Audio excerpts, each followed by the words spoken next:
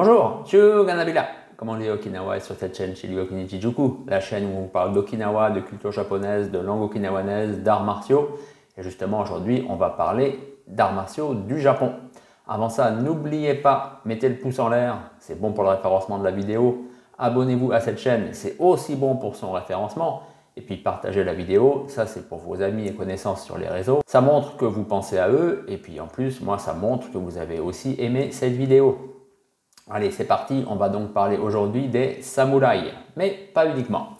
Alors oui, les samouraïs, mais c'est les samouraïs ou c'est les bushi? Parce que souvent, les gens me demandent pourquoi moi je parle de bushi. Oui, je ne parle pas tant que ça de samouraï, parce qu'en fait, samouraï, c'est un mot qu'il faut utiliser un peu avec des pincettes, parce qu'il a plusieurs sens, et c'est ce qu'on va voir aujourd'hui. Et on va donc comme ça voir est-ce que bushi égale samouraï, et est-ce que samouraï égale bushi.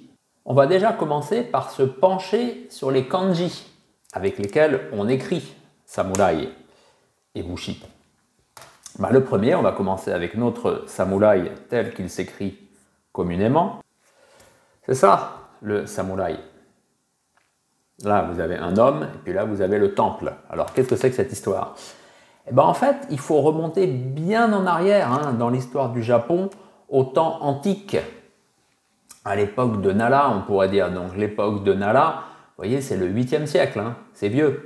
À l'époque de Nara, on parlait d'hommes qui se tenaient, qui protégeaient la noblesse en termes de personnes qui faisaient l'action de morafu. Morafu, ça veut donc dire protéger, se tenir à côté d'eux, surveiller. Ensuite, on a ajouté le préfixe sa. Donc ça a donné samorafu. Et ensuite, au cours de l'époque de Heian, on a parlé de saburafu. C'était ça en fait, saburafu. Alors il faut savoir que en japonais est devenu par la suite ou. Donc on est passé de saburafu à saburau. Là vous commencez peut-être à avoir des petites ressemblances avec notre samouraï, puisque saburau peut donner saburai. Saburai, samouraï, samouraï, saburai, saburai, samouraï. Ça commence un peu à faire tilt sans doute. Ça donc, c'est vers 1300-1400, on a commencé à parler de samouraï. Et donc ça là, quand est-ce que réellement on a commencé à dire que c'était samouraï, comme on le dit encore maintenant, par exemple au Japon, on aimait bien qualifier Alain Delon de samouraï. En attendant, le samouraï, le terme samouraï, il est assez récent au Japon, puisqu'en gros il date de 1400-1500. C'est là réellement que le terme s'est cristallisé, qu'on a parlé de samouraï, pas avant. Avant, vous voyez, c'était le saburahi, c'était des choses comme ça, mais c'était pas le samouraï. Ensuite, bushi. Qu'est-ce que bushi? Alors j'en ai déjà parlé, mais une petite piqûre de rappel. Bushi, c'est en 2 caractères. Là, c'est bu, donc c'est ce qui est lié à la guerre, au combat. Et puis là, c'est shi, c'est l'homme. Donc ça, c'est un très vieux caractère qui, à l'origine, s'écrivait plutôt apparemment comme ça. Alors que là, vous voyez, il est question de ça. Donc ça, à l'origine, ça vient, et pour le coup, c'est un pictogramme, parce qu'on dit souvent, oui, les caractères chinois, c'est quoi? C'est des pictogrammes. Oui, là, c'est un pictogramme, c'est vraiment, on a dessiné quelque chose qui, à l'origine, était une hache, était une hallebarde. Donc ça symbolise la masculinité, ça symbolise la virilité, ça symbolise l'homme, tout simplement. Parce que bien sûr, c'était les hommes qui tenaient les hallebardes, qui tenaient les haches pour se battre, bien entendu.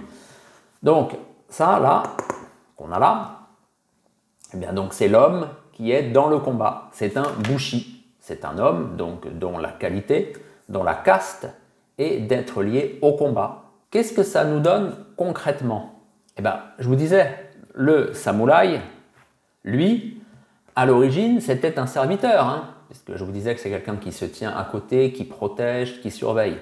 Mais c'était aussi tout simplement un secrétaire, ça pouvait être. Ça pouvait même être aussi un policier, on pourrait dire quelqu'un qui s'occupait du maintien de l'ordre au sein du palais impérial, puisque c'est ça, le samouraï, c'était pas quelqu'un d'important.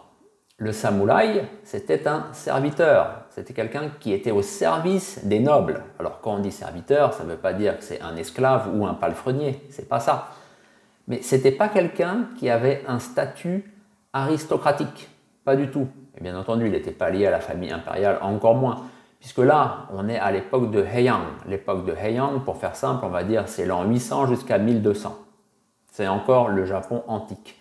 Donc l'époque de Heian, c'est à Kyoto que ça se passe. Parce qu'à cette époque-là, de toute façon, le Japon, c'était Kyoto et puis les alentours, qui s'appelait Kinki, maintenant c'est Kansai. Donc à Kyoto, il y avait la famille impériale qui se disait d'ascendance divine, Amaterasu, Omikami, tout ça, bref.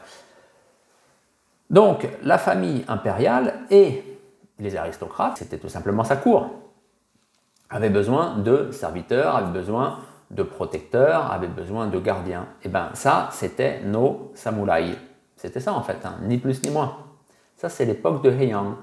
Mais forcément, au fur et à mesure du temps, ces samouraïs ont commencé à prendre de l'importance en province, puisque je vous dis, ils étaient centrés à Kyoto. Mais le Japon, ce n'était pas que Kyoto. Enfin, si, je viens de vous dire que si, mais d'un point de vue géographique, non, bien entendu.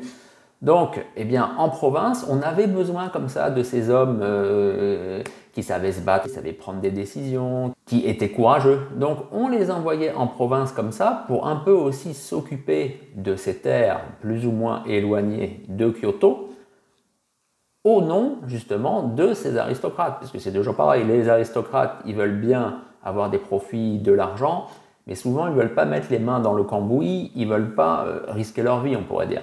Donc, ils envoyaient ces hommes, leurs serviteurs, et justement, ils ont commencé à prendre de l'importance, ces samouraïs. Et on en arrive vers l'an 1000, où des familles qui étaient liées à la famille impériale, mais qui avaient été dégradées, et qui, comme ça, avaient gagné de l'importance en province, et aussi en se rapprochant de la cour, bref, il y avait beaucoup d'intrigues.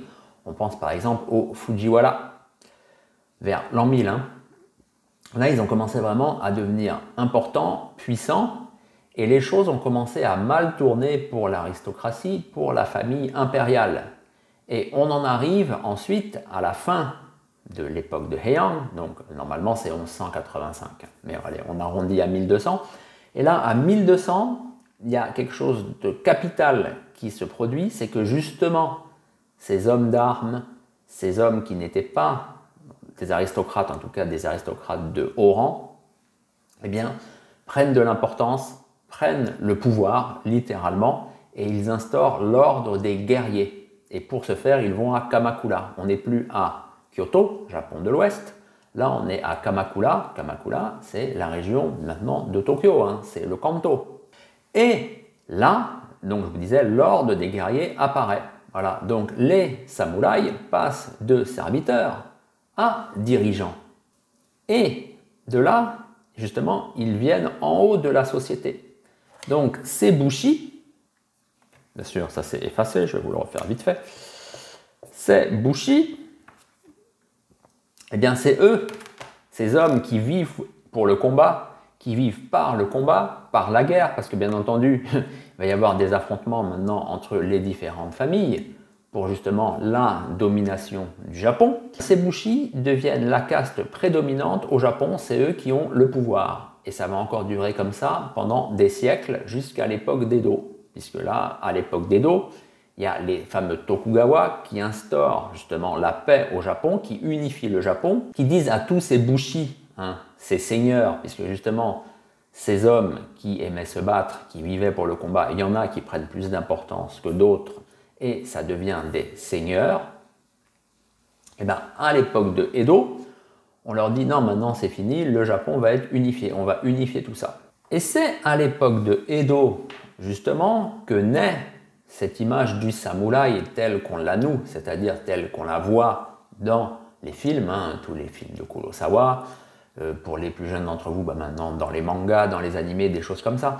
Cette vision un peu romanesque du samouraï, l'homme d'honneur, l'homme qui veut servir son maître, l'homme qui veut servir son seigneur. Ça, c'est le Japon prémoderne. C'est ce qu'on appelle aussi le Japon féodal.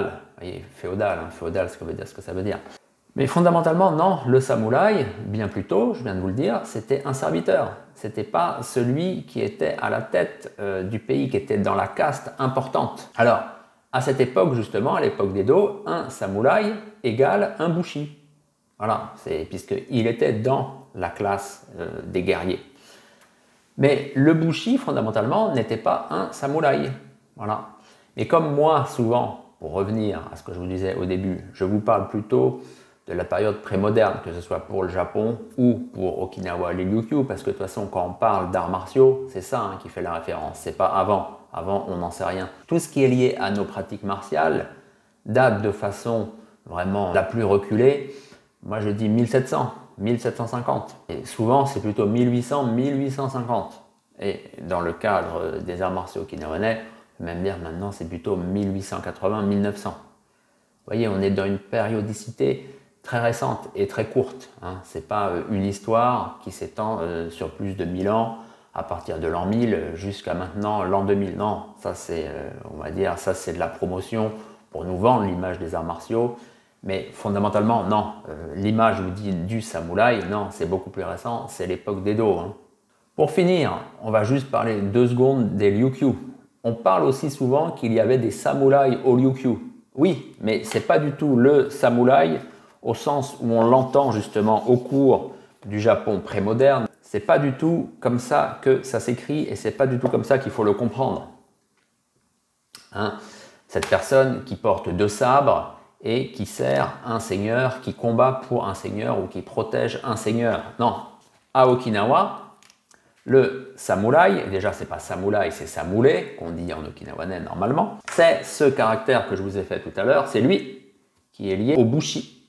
Ça peut aussi se lire samouraï. Et c'est justement le serviteur.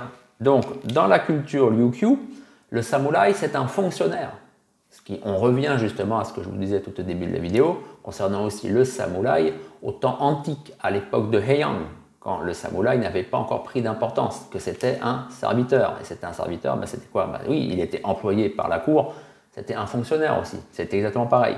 Donc au Ryukyu, le samouraï n'a rien à voir au niveau sociologique, au niveau culturel, avec le samouraï que l'on connaît au Japon, grâce à toute cette culture, le cinéma, et qui vient du samouraï de l'époque de Edo, donc du Japon féodal.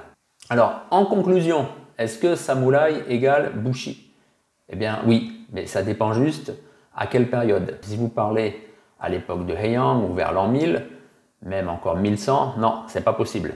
C'est vraiment à partir de 1400, 1500, et ça s'est vraiment cristallisé par la suite à partir de 1600, puisque justement là on ne savait plus trop le samouraï qu'est-ce qu'il faisait, puisque déjà il n'avait plus réellement de raison d'être, puisque normalement le samouraï était là un peu pour faire la guerre, il avait pris de l'importance comme ça, mais justement il n'y avait plus de guerre quand les Tokugawa sont arrivés. Donc les samouraïs se sont comme ça reconvertis, et ils étaient dans cette caste dont je vous parlais, qui est la caste des bushi, qui est les guerriers. Mais tous les bushi n'étaient pas des samouraïs, voilà. Mais de façon, on va dire, simplifiée, même au Japon, hein, on fait pareil. Quand même, samouraï, oui, égale bushi. Mais j'essaye justement de prendre des pincettes et de ne pas employer le mot de samouraï, parce que bon, des fois, on ne sait pas trop ce que c'est, et c'est pour ça que je parle de bushi. Voilà, j'espère que ça vous a intéressé. Mettez-moi en commentaire ce que vous en pensez. Est-ce que vous y voyez maintenant un petit peu plus clair? Puis je vous dis à bientôt pour une nouvelle vidéo sur le Shiryu Akunichi Juku, fil des siècles. Hein.